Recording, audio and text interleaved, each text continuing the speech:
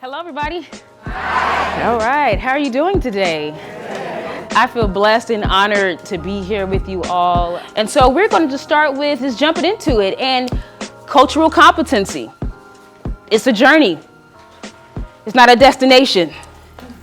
You know, the destination is the journey, really. I mean, when you hear the word culture, what automatically comes into your mind? Food? It's lunchtime, huh? Okay, I see. Art? Yeah, yes. Languages, yes. Colorfulness. Colorfulness, yes. And you said? Beliefs. Good ones. All right. Music, yes. Architecture. You guys are far beyond me. I didn't think of any of these. Okay. What else?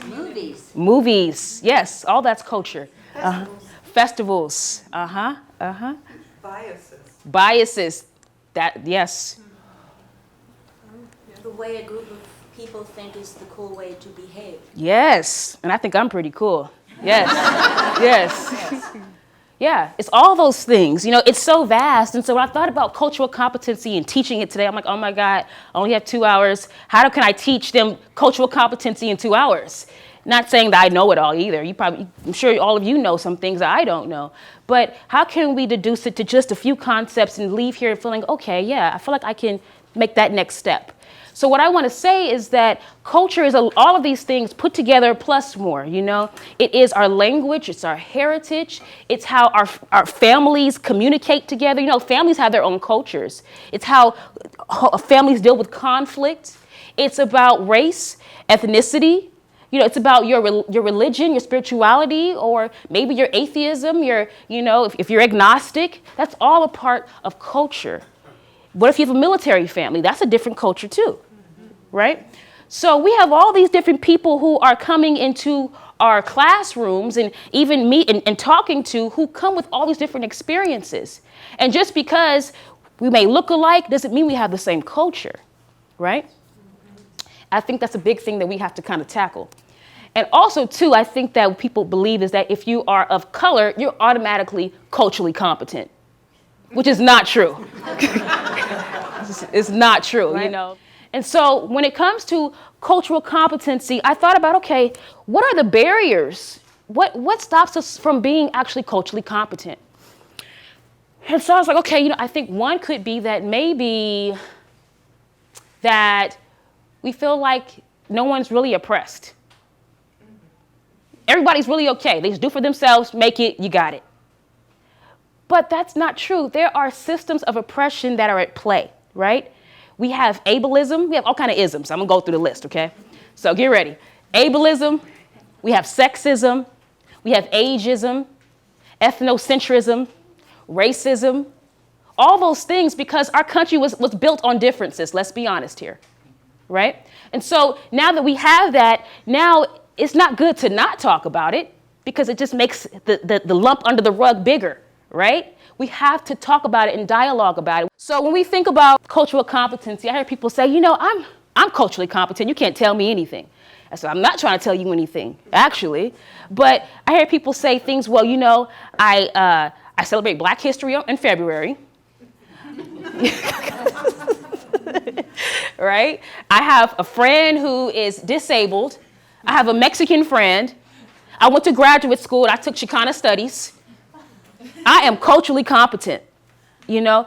What that may mean you're probably well-rounded, maybe, and maybe inclusive, right? I'm just saying that if we want to be culturally competent, let's try to practice it out of the confines of this school as well. Because what you do in private is going to come out in public anyways, right? In cultural competency, we have this buzzword. It's called microaggressions. Anybody heard of that?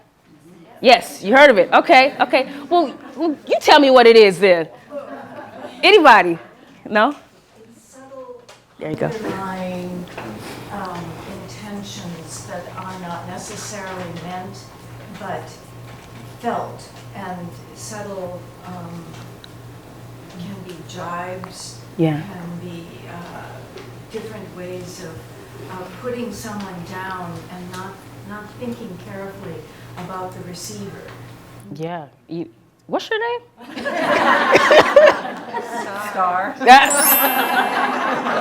I see why. Shining bright in the back.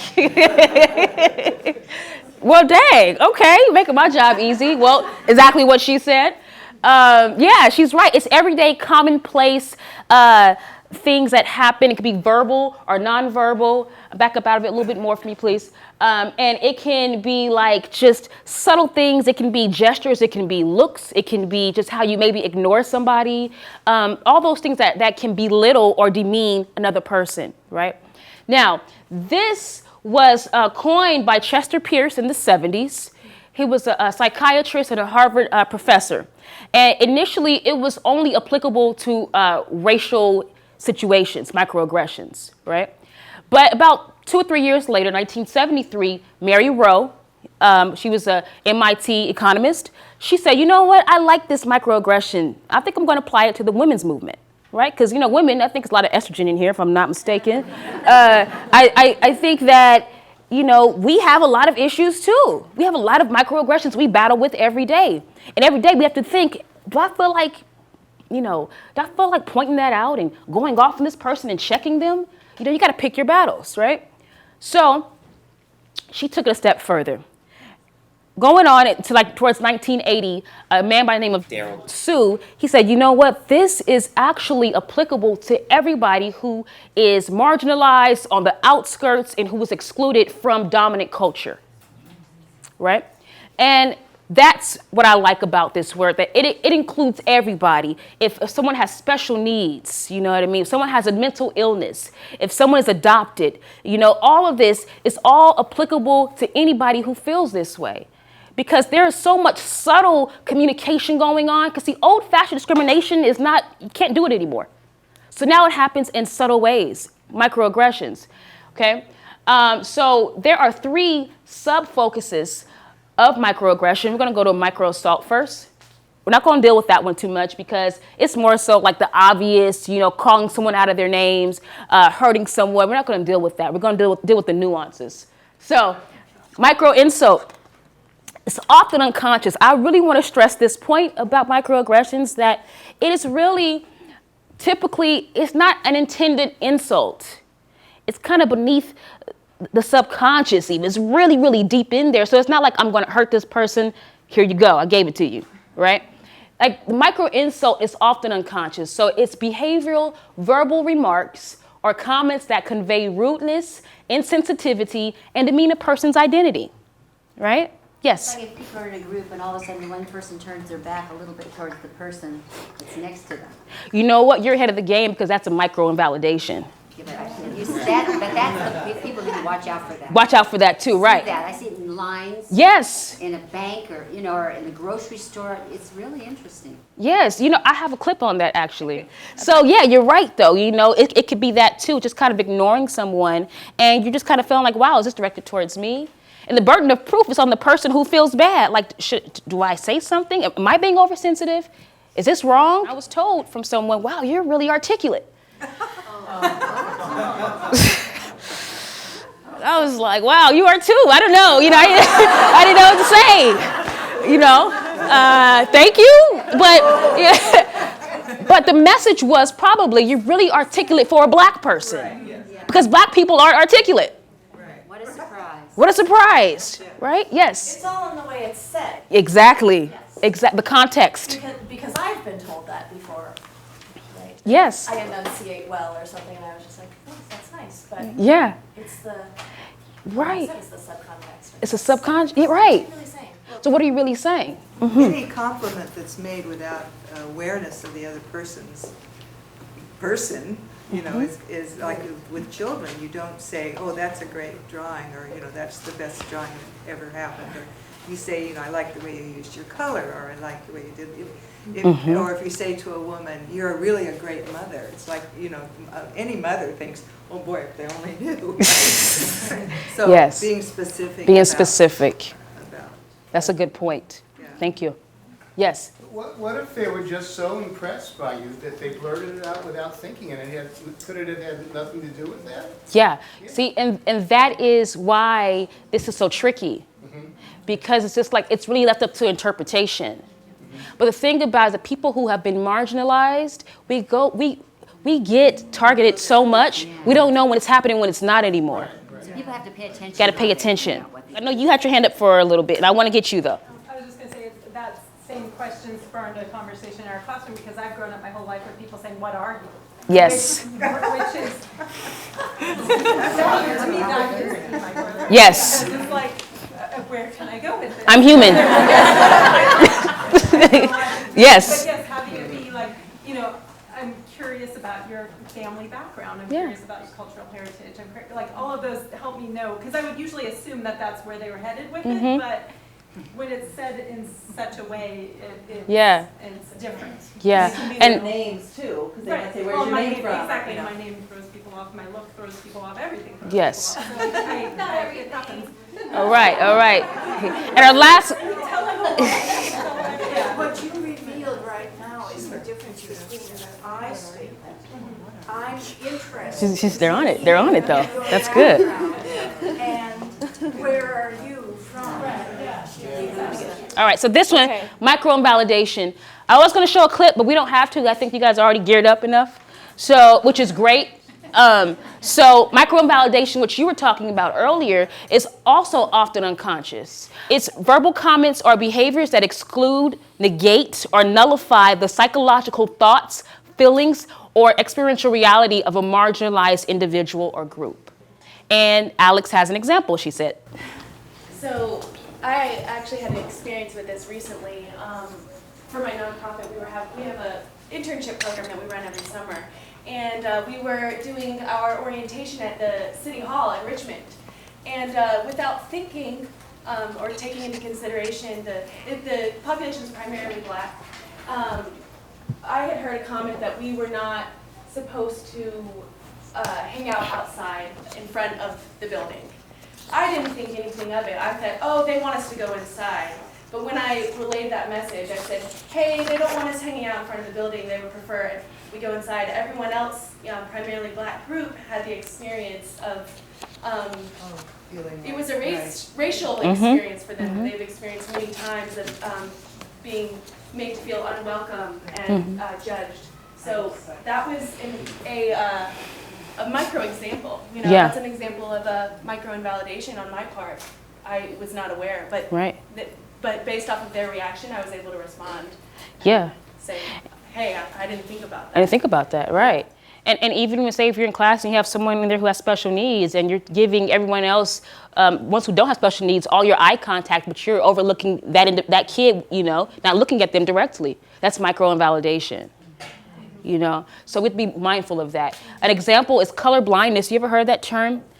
Okay, color blindness is when you say that you don't see color, you don't see race. It's like, when I see you, I see human. It's like, when I see you, I don't see color. But if you didn't see color, you wouldn't have said that, right?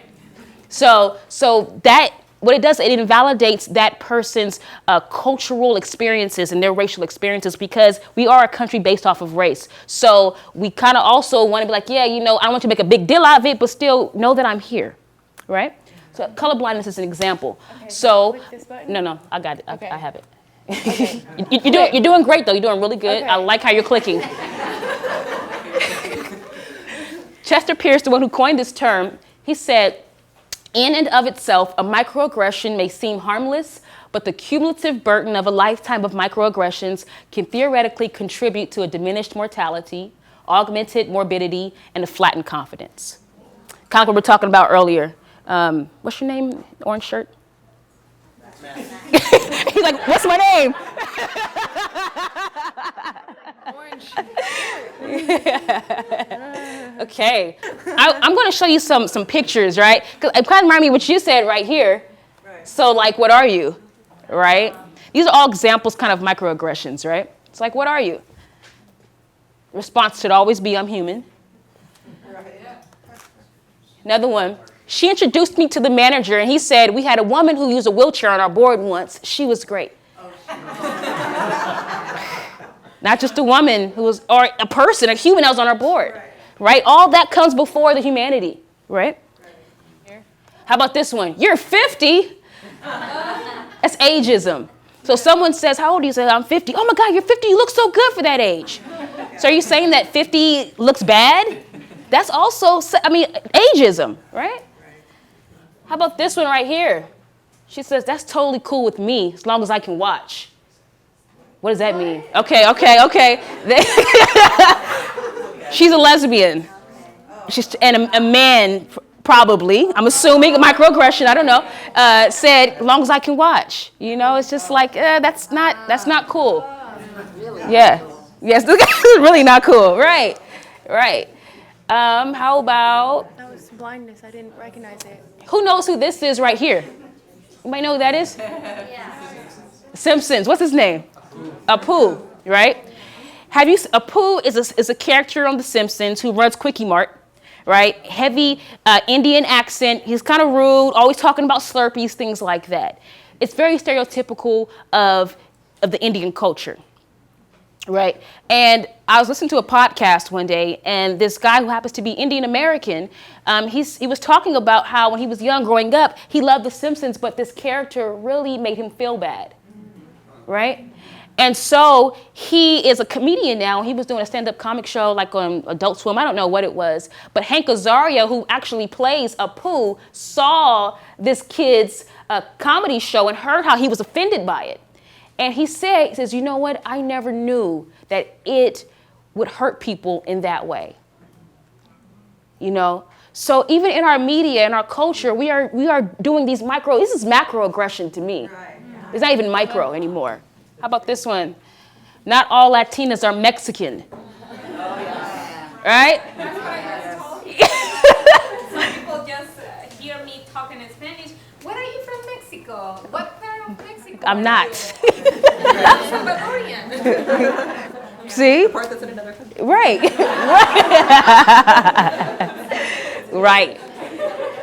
So this one right here, it's a movement called I2M Harvard that's going on online, where a lot of Harvard students who are of color are doing this. So why do you look, insert these, like a thug, ghetto, hood, ratchet. Ratchet's also a kind of a synonym for being ghetto, right? So he's saying, I have a hood on, you know, am I Trayvon Martin to you? Or what does that look like to you? You know, I want to read these. I want you to tell me if it's a micro insult or a micro invalidation. So we're going to play a little game. Teachers like tests, right?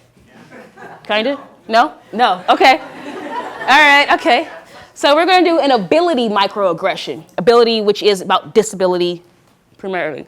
Talking loudly to a blind man.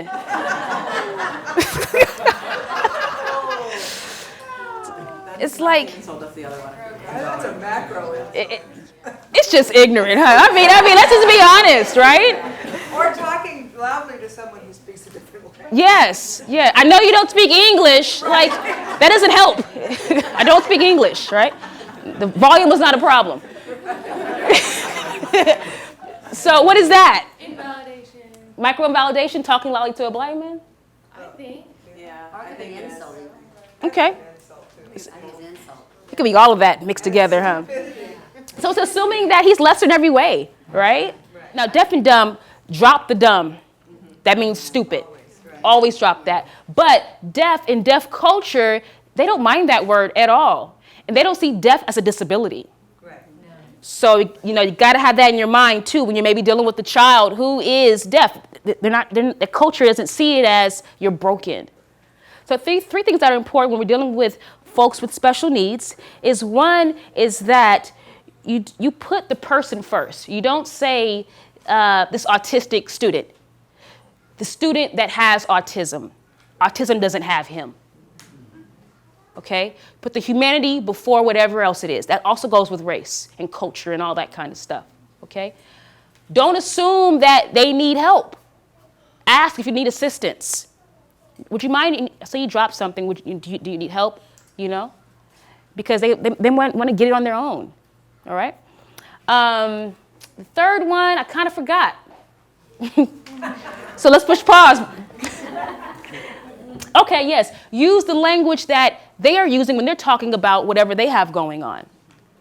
So if they say, you know, I have Down syndrome, you know, say, oh, he's a retard. I've heard this. You know, I've done a lot of workshops about this, and I hear this. I'm not downing anybody, but it's just that we have to be more mindful in our speech. And we're going to talk about nonviolent communication after this. But I just want to let you know how it typically does unfold.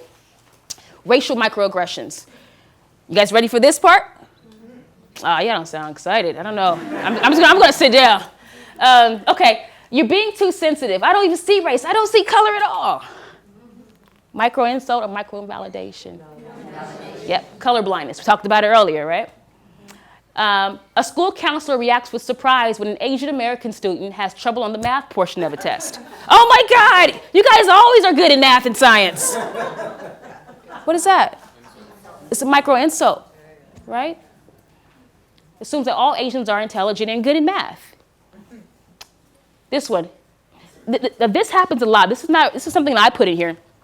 I put them all in here, but this one is really mine. It's when I hear things like, it's just a little white lie, right?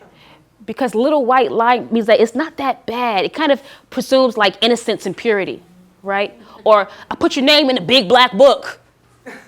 You know, that seems like it's really, really bad. You know, it's ascribing, is correlating black with bad. Even when you look at Harry Potter or Lord of the Rings, look at the Dark Lord, right? Black magic. Black magic. When you look at, Gandalf, I love that guy, by the way. He's white robe, white beard, white hat. I mean, these are all things that we are constantly being bombarded with. These are messages that we're being taught, right? And the White House. That was built by black slaves, right? Yes, right. Thank you. So, a few more and then I need to stop talking. I know we're running out of time for this segment. A student of color goes to school and notices all the buildings are named after white Americans, right? So you have, you know, the George Washington building, Benjamin Franklin, all these, but nothing really is speaking to my experience, you know? I noticed that a lot of things are named after men.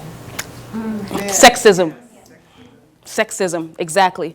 And I would have put that on here, but I know it's just the race piece, but you're very right. Thank you for bringing that out. And that actually is environmental macroaggression. These are some huge words, I know. And that is a macro level and a parent on a systemic level. So basically, for example, if you go into a neighborhood that is kind of impoverished, you can count the number of liquor stores there are as compared to grocery stores. That's environmental macroaggression. It's saying that you're not worthy of having good food, and your options are cigarettes and alcohol. You take a 5-minute break and come back and get in small groups, and we're going to do theater later on. Or we can get in small groups now, then take a break, and then do theater for the rest of the evening. Do we need a break? We don't need a break. I don't need a break. No. Some water? This will be a break. Okay. A 3-minute break. They can. 3.5 minutes. Okay. I want us to get in groups of whoever you want to group up with, maybe 3 to 4 people, or however you want to divide yourselves up. And it starts with us. When it comes to dealing with different cultures, we have to look at what our blind spots are before we can really effectively try to understand somebody else. We got to understand ourselves. What are our subtle prejudices, you know? And let's be honest about it. Maybe you don't want to be too honest because your coworker, you want them to tell somebody. I don't know how you want to do it, but maybe if you don't want to do it here, then do it when you go home with someone that you trust. So we want to identify strengths, weaknesses, and things to consider. So it's 4 questions here. We'll give you about 10 to 15 minutes. And you could just kind of turn it around or however you want to do it.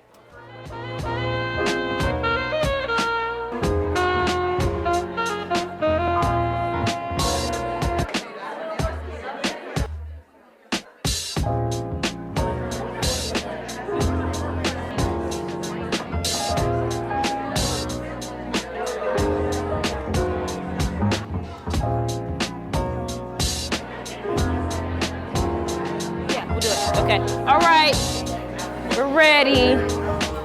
It's a real fox. I didn't see that before. Okay, I get it now. All right. You're not supposed to put it in someone's face. No, it's microaggression. All right. Okay, so how'd that feel? Felt good? What came up for everybody? Myself and Carol. Carol opened up with her own experiences at when she was very young, because she was young in the 60s and experiencing active racism, especially against African Americans and other minorities, and how she still fights that. She says that it's something that just kind of subconsciously comes up sometimes. And I contrasted that to my own experiences, especially because I was in the military, that same it's no longer an active racism against African Americans, against Hispanics, against Asians, it's an active racism against Middle Easterners. Mm-hmm. And as much as I know that that's something that's not right, and I don't agree with that, I still have to fight that impulse in my head to just think these hateful things that I know aren't true, but it's just conditioned into me. Wow. That's really honest. I want to applaud you right now because, I mean, that's the kind of conversations we need to have.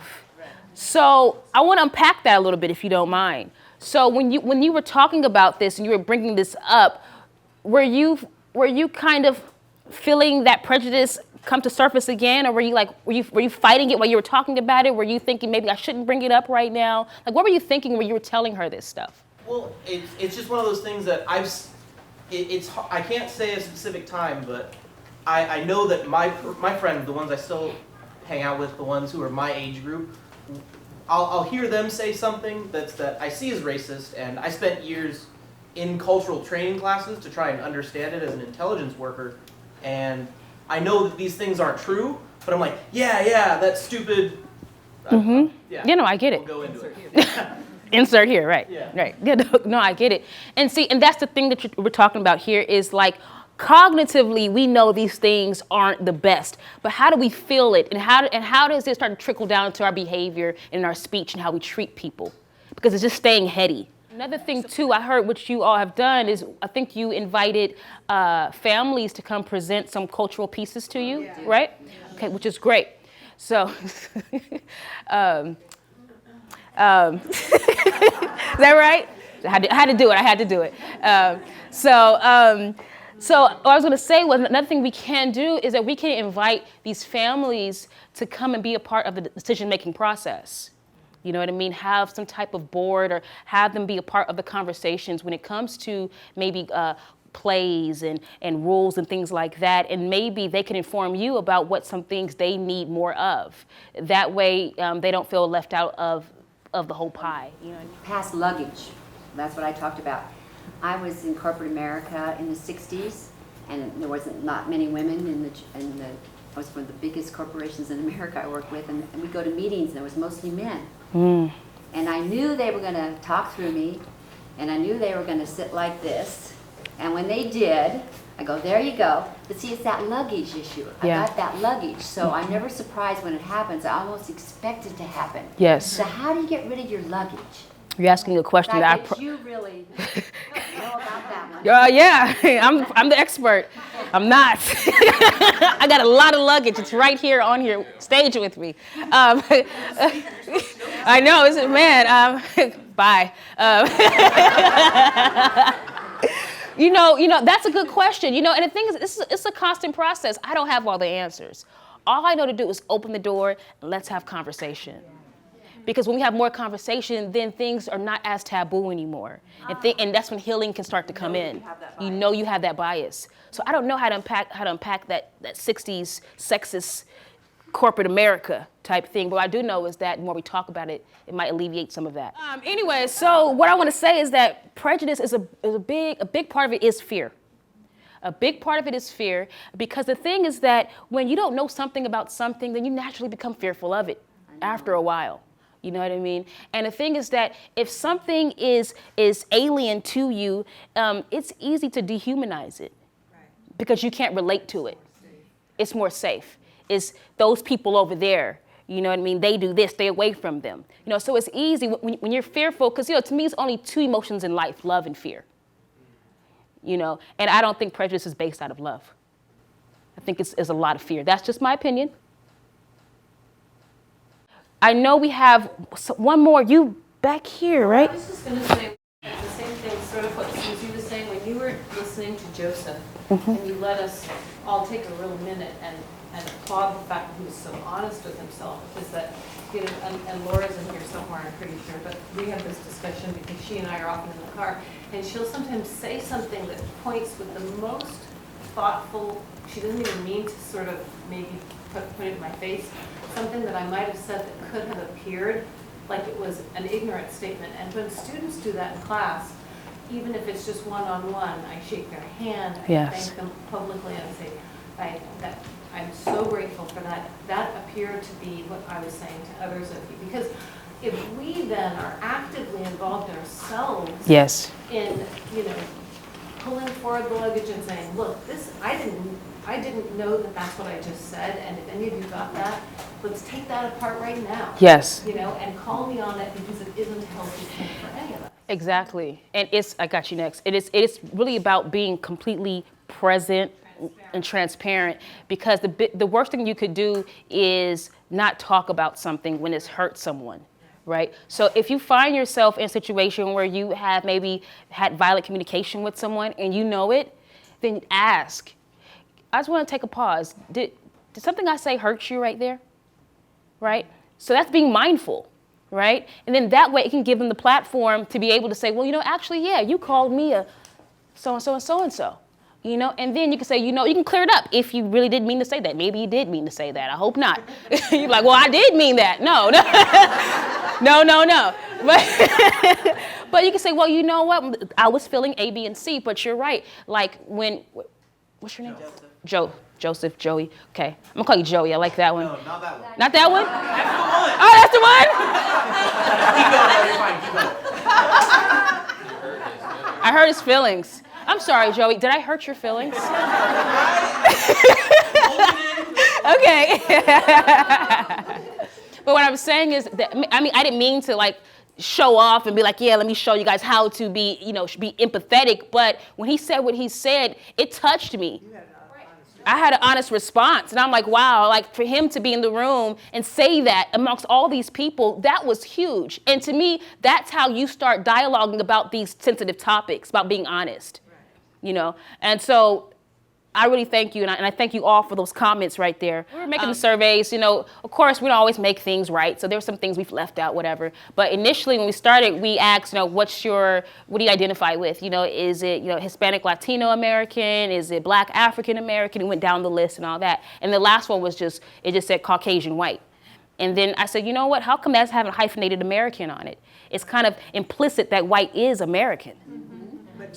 But not anymore. But a lot of forms, when you go fill them out, you see that hyphen on white and Caucasian is not there. And that creates that you versus me dichotomy that Joseph is talking about. None of us have all the answers.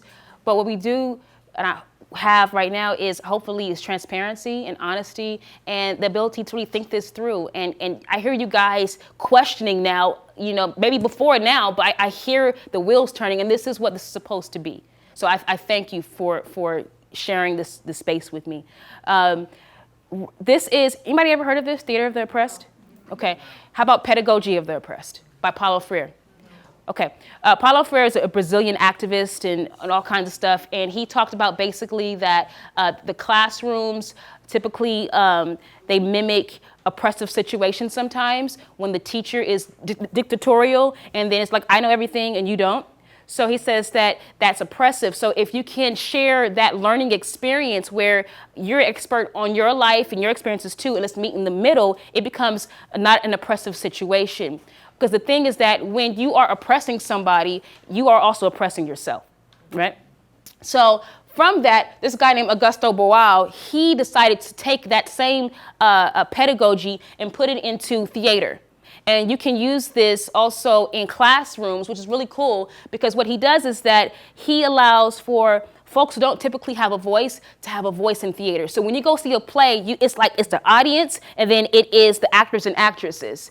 This allows the audience to be interchangeable with the actors and actresses on stage. So if, say, your students make up a scene, right, it's typically a scene that may be oppressive or something that they would like to change. So they're doing the play. Now, the audience may not agree with how the play is going. So now they're called spect-actors, not spectators anymore, right? So the audience can say freeze, or whoever says freeze, and interchange with the protagonist in the play, and then can apply their solution to the actual scene. Okay? So we were going to do that today, but we don't have time. I know. Thank you so much for having us. I appreciate it. You know, it's a lot of work in cultural competency, so I try to pack a lot in 2 hours, and that's really difficult. So if I didn't get to all your questions and concerns, we need some more workshops then. That's what it sounds like, you know. And also, I have some books for self. I have a spiritual comedy. It's a book called Pet Peeves. You don't have to buy it, but, you know, whatever. It's pretty cool. I like it. And I want to thank Ellen and Rule once again for having me, and thank you all. Thank you. Thank you. Thank you. And I'll be here to talk to if you want to talk.